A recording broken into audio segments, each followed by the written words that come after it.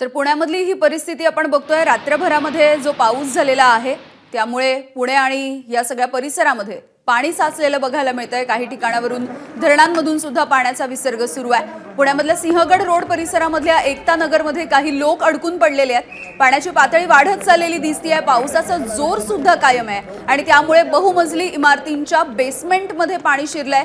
जनजीवन काहीसं विस्कळीत झालेलं आहे आणि इथला आढावा घेतलाय आमचे प्रतिनिधी मंदार गोंजारी यांनी।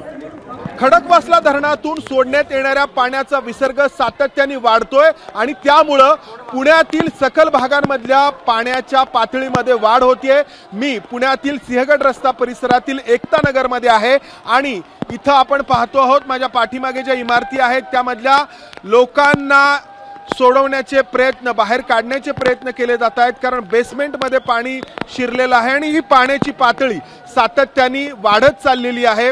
या ठिकाणी लोकप्रतिनिधी आहेत, काही लोक आहेत आपल्या सोबत। इथे फायर ब्रिगेड तर आहे, मात्र अजूनही काही लोक आहेत जे अडकलेले आहेत। ते भरपूर लोक आतमध्ये जवळजवळ 600-700 लोक आतमध्ये असतील। त्या लोकांना बाहेर काढण्यासाठी आता इथं बोटीची आवश्यकता आहे, कारण ती लोक बरेच असे वृद्ध लोक पण आहेत जे बाहेर निघू नाही शकत। त्यांना बाहेर काढण्यासाठी आपल्याला इथं बऱ्याचशा यंत्रणेची गरज आहे। ती यंत्रणा अजून पुरवली जात नाही महानगरपालिकेची। माहिती काही रात्रीपर्यंत लोकांना देण्यात आली नाही, कुठलाही अलर्ट देण्यात आला नाही। नेहमी अलर्ट देण्यात येतो, किती पाणी सोडणारे सांगितलं जातं। यावेळी अचानक पाणी सोडलं आणि या भागात साधारणतः 35,000 क्युसेकला पाणी यायला सुरुवात होती, पण यावेळी 27,000 क्युसेकलाच कमरे एवढं पाणी भरलेलं होतं। याचा अर्थ कुठेतरी नदीची कॅरिंग कॅपॅसिटी कमी झाली आहे। बरोबर आहे। आणि आसपासच्या दोन्ही भागांमध्ये नदीच्या बाजूला जे राडार रोड टाकून नवीन प्लॉट केलेले त्याचा हा परिणाम दिसतोय मंदार। पाऊस अखंडपणे कोसळतो आहे, पाण्याची पातळी सातत्याने वाढते आहे आणि महापालिकेकडून लोकांना इशारा देण्यात येतोय। हा जो एक भोंगा वाजवण्यात येतो आहे, तो भोंगा वाजवून लोकांना इशारा देण्यात येतोय की या सगळ्या परिसरातून लवकरात लवकर बाहेर पडा। आणि यामुळं पुण्याच्या एकूण पायाभूत सुविधांवरती जे काही काम केल्याचा दावा केला जात होता त्या दाव्यांवरती भलं मोठं प्रश्नचिन्ह निर्माण होतंय। कॅमेरामन अमोल गवाळेसह मंदार गोंजारी, एबीपी माझा, पुणे। तर पुण्यामध्ये पावसाचा जोर अद्यापही कायम असलेला दिसतोय। पुणे सिंहगड रोड परिसरामधल्या एकता कॉलनीमध्ये काही लोक अडकून पडलेले आहेत। एकता नगरमधले हे काही दृश्य सुद्धा आपण बघतोय। घराघरांमध्ये पाणी शिरलेलं आहे, कमरे इतकं पाणी आहे आणि होतं नव्हतं ते सगळं या पाण्यामुळे वाहून गेलेलं दिसतंय। आणि पुन्हा एकदा मंदार गोंजारी यांच्याकडे जाऊयात। पुण्यामधल्या एकता नगर परिसरामधून ते आपल्यासोबत पुन्हा एकदा जोडले जात आहेत। मंदार, काय आताची परिस्थिती आहे आणि नागरिकांना बाहेर काढण्यासाठीचे प्रयत्न सुरू असलेले दिसत आहेत का? काही मिनिटांपूर्वी मी ज्या ठिकाणी होतो तिथे आता पाणी अक्षरशः छातीपर्यंत वाढलेलं आहे, किंबहुना त्याच्याही पेक्षा अधिक पाण्याची पातळी वाढलेली आहे। हेच दर्शवतं की इथली पाण्याची पातळी किती वेगाने वाढते आहे। 40,000 क्युसेक्सनी पाण्याचा विसर्ग जो सुरू करण्यात आला आहे मुठा नदीच्या पात्रामध्ये, त्यामुळे सातत्याने पाण्याची पातळी वाढते आहे। दुसरीकडे पाऊस अखंडपणे सुरू आहे आणि त्यामुळं या इमारतींमध्ये लोक अडकले आणि लोकांना बाहेर काढण्यासाठी पुणे महापालिकेकडून ही बोट आणण्यात आलेली आहे। या बोटच्या सहाय्याने आता इमारतींमध्ये जे लोक अडकलेले आहेत त्या लोकांना बाहेर काढण्याचा प्रयत्न होणार आहे।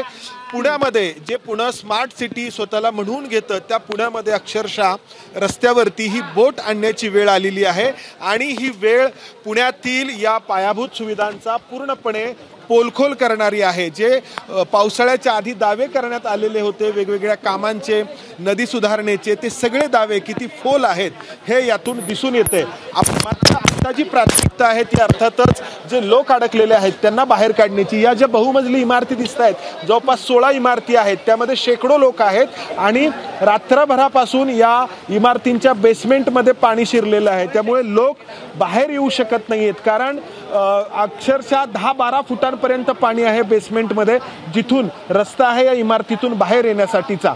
आणि त्यामुळे हे लोक अडकून पडलेत आणि आता पाण्याची पातळी सातत्याने वाढत चाललेली आहे। रात्रभर जेवढ्या मोठ्या प्रमाणात पाऊस होता तो पाऊस आत्ता देखील कायम आहे आणि 40,000 क्युसेकचा जो पाण्याचा विसर्ग आहे तो पाण्याचा फुगवटा वाढवतो आहे।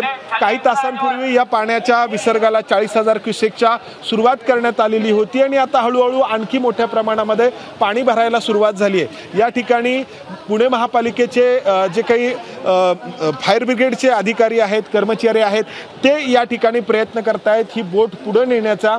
मात्र महापालिकेच्या आपत्ती निवारण कक्षाकडून या नागरिकांना जी मदत किंवा जी माहिती खरं तर अपेक्षित होती ती मिळालेली नाही।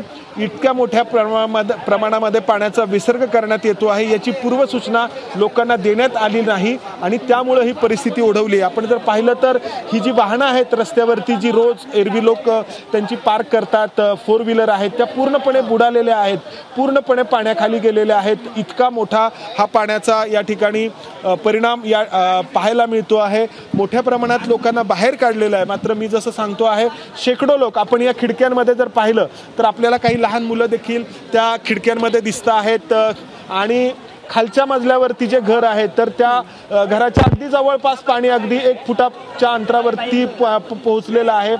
इथपर्यंत हे पाणी पोहोचलेलं आहे। काही लोक जे आहेत त्या इमारतीच्या गच्चीवरती आहेत। महापालिकेकडून सातत्याने आवाहन करण्यात येतंय की लोकांनी काळजी घ्यावी। मात्र हा पाऊस काही थांबत नाहीये, पाण्याचा विसर्ग दुसरीकडे सुरू आहे आणि त्यामुळे हे लोक अडकलेले आहेत। ही बोट आपण पाहतो आहोत, मात्र या लोकांना बाहेर काढणं खरं जिकिरीचं आहे, का मोठं आव्हान आहे।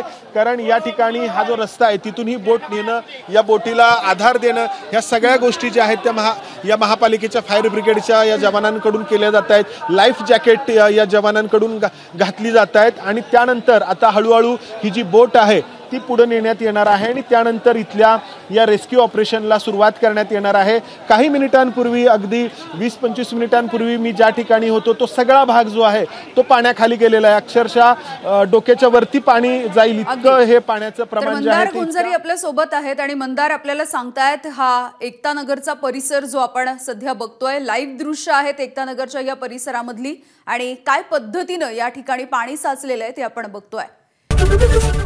एबीपी माझा, उघडा डोळे बघा नीट।